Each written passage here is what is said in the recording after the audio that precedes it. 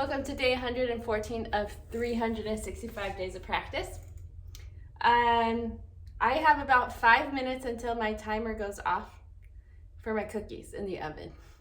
So I'm going to sight read until the timer goes off, and then I've got to go do other things. Today's a very short. Oh, I've played that song before, so that's not really sight reading, is it? I think I've played most of these songs.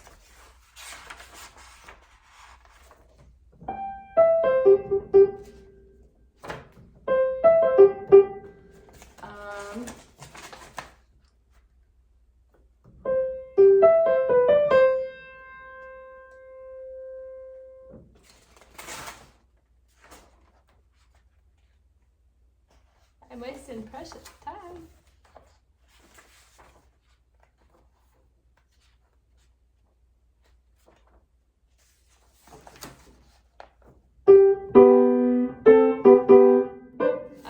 This one. Okay, this one is by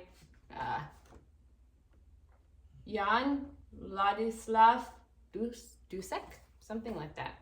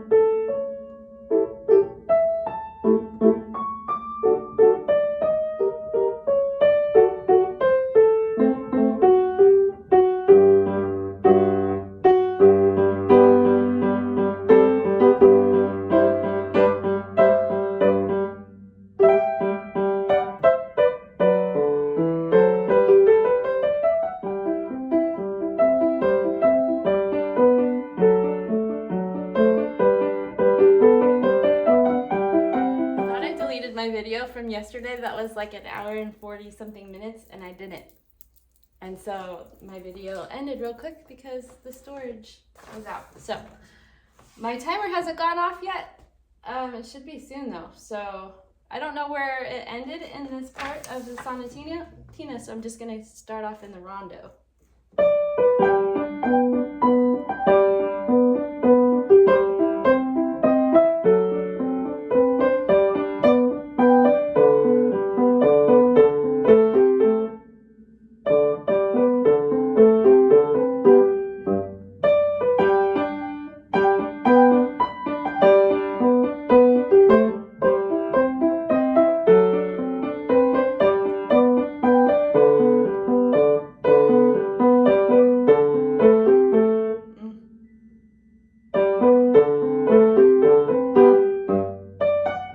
My timer just went off, so that means I have like a minute left because that's what I have.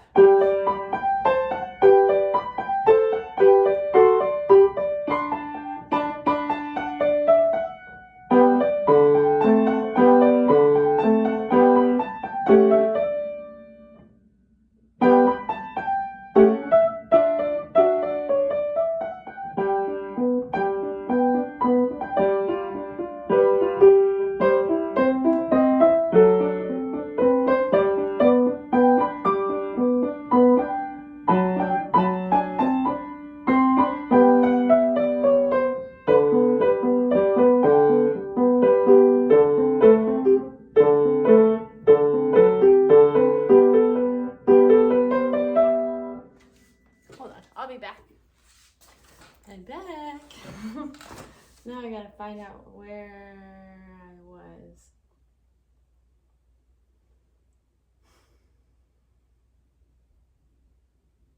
I don't remember.